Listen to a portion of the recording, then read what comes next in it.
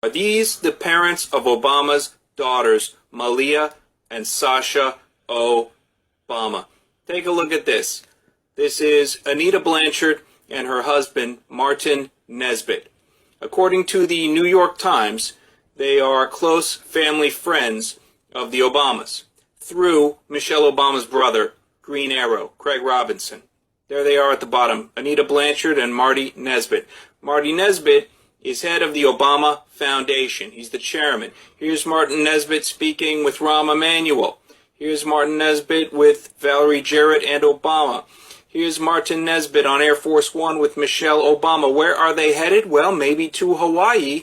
There's Obama and Anita Blanchard, the wife, in Hawaii on a family vacation. Yellow shirt, that's Martin Nesbitt. Polka dot dress, that's his wife, Anita Blanchard. They travel with the Obamas to Hawaii. They are old friends of the family. What else do we notice about Martin? Like Malia Obama. They look very similar.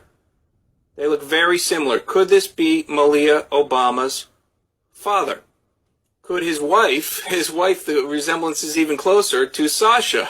Anita Blanchard looks like Sasha Obama. Looks like the other Obama daughter. Now, when bloggers went digging for baby photos of the Obama daughters, they had trouble finding anything. They found a couple things, but when we zoom in on this photo, what do we find? Blue areas are sloppy Photoshop work. I mean, it looks like it was like a cut and paste job. It's really sloppy. Now, then they tried to find birth records of the Obama daughters. They went looking for the birth doctor who delivered them. Guess who delivered the Obama daughters? That's right, Dr. Anita Blanchard, the wife of Marty Nesbitt, delivered the Obama daughters. Hat tip, Fellowship of the Minds. Both Obama daughters delivered by their parents' friend, Dr. Anita Blanchard, at University of Chicago Medical Center. So this woman on the left, the family friend who looks like the daughter, delivered the daughters, delivered both of them. Here's Obama and Marty Nesbitt. How do they know each other? Going all the way back. Well, could they be connected through the gay bathhouse? I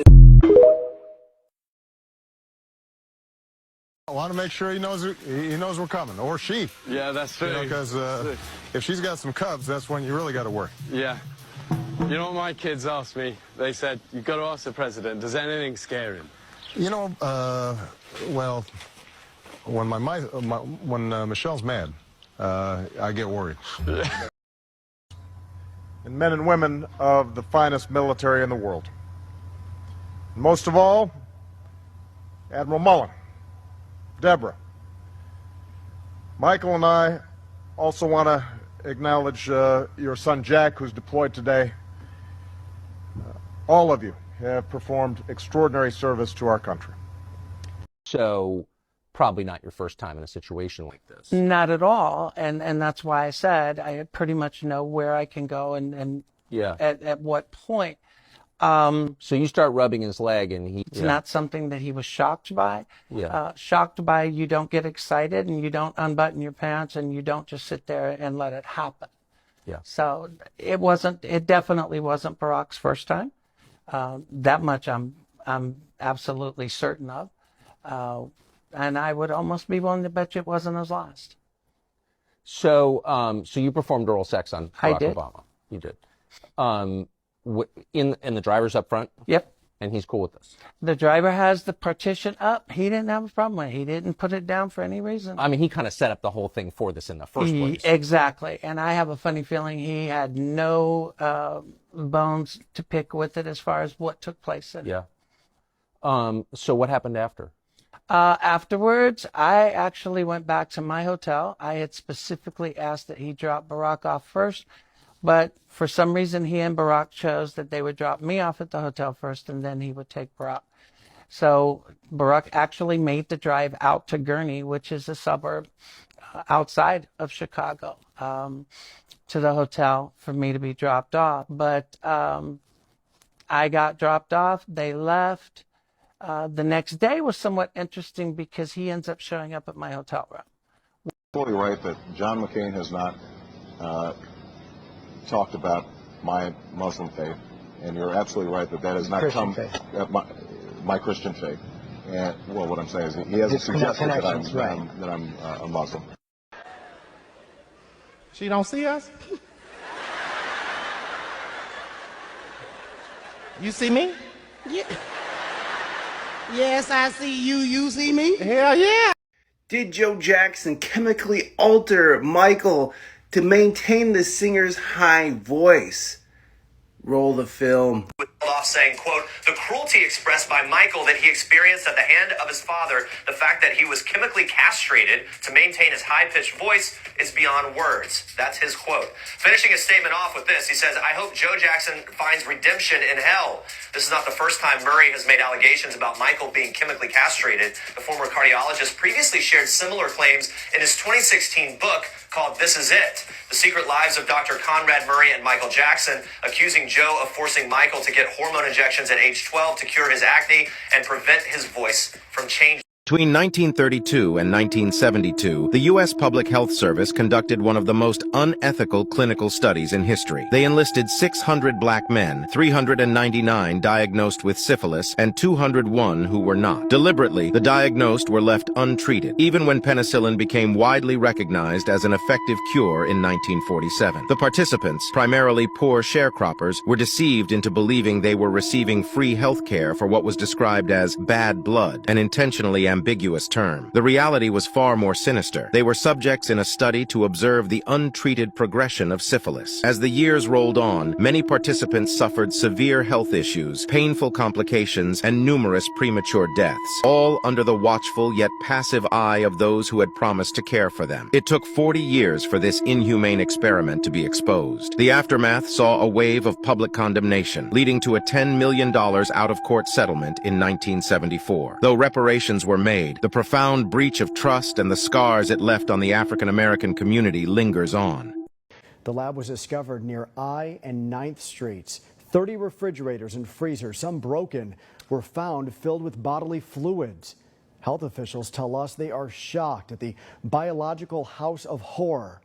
CBS 47's Juanita Adame live in studio with the shocking details tonight. Well, Brian, this story is so complicated. There are local, state, and federal agencies all involved. Now, what prompted this investigation was a simple garden hose that was illegally attached and coming out of the back of a building.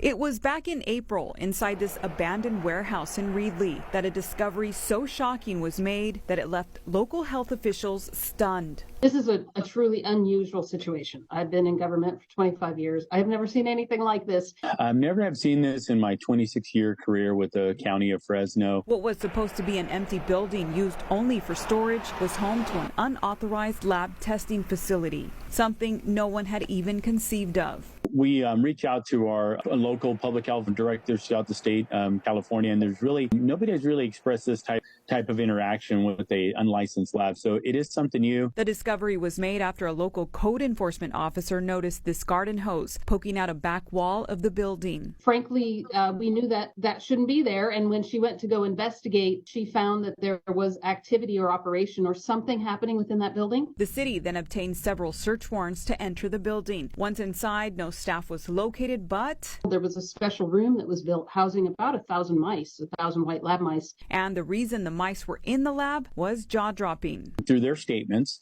that they were doing some testing on laboratory mice there that would help them support developing the COVID test kits that they had on site. Documents show the lab was also being used to produce pregnancy tests. 200 of the nearly 1,000 mice were already dead. According to court documents, all the rodents were being caged in, quote, inhumane conditions. Also found thousands of vials, many of which contain biohazards, materials including human blood, unidentified tissue, and other unknown substances. A lot of these are being classified under unknown chemicals. Labels had been removed from bottles, so there was only certain testing we could do to those chemicals. According to court documents, experts determined that at least 20 potentially infectious, viral, bacterial, and parasitic agents were being stored inadequately, including E. coli, malaria, and even COVID. The city of Reedley immediately called in the CDC, the FBI, the California Department of Public Health, and the Fresno County Department of Public Health. I think because of that swift action that was taken, we really have been able to maintain public safety this entire time. Over the course of several weeks, investigators figured out just what they were up against. And as of now, there are no more biologicals, there are no more mice, but they still will see us abating. There's 30 freezers and fridges, there's medical equipment, there's all sorts of furniture in there. And so they'll still see some activity. Nothing hazardous at this point. Prado said the owners operated under the name Prestige Biotech, and so far they aren't saying much. Some of our other federal and state partners still have active investigations going, so I really can speak more to the building side of it. Now again, Reedley city officials emphasized that the lab had no city approval to operate and was supposed to be vacant. Investigators are working to figure out what to do next. Live here in the studio, Juanita Adames, CBS 47 Eyewitness News. Know what this place is? It's located in the center of the North Pole. And it's the center of the Earth magnetic field, known as the Taurus field. That black thing in the center of the whirlwind is the tallest mountain on Earth, far more taller than the Mount Everest.